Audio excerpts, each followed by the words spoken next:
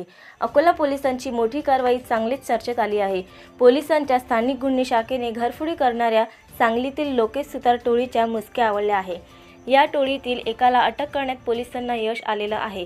सांगलीतून या चोरट्याला सिनेस्टाईल ताब्यात घेतलं असून वसंत पाटील राहणार लिंगणूर तालुका मिरज जिल्हा सांगली असं या चोरट्याचं नाव आहे।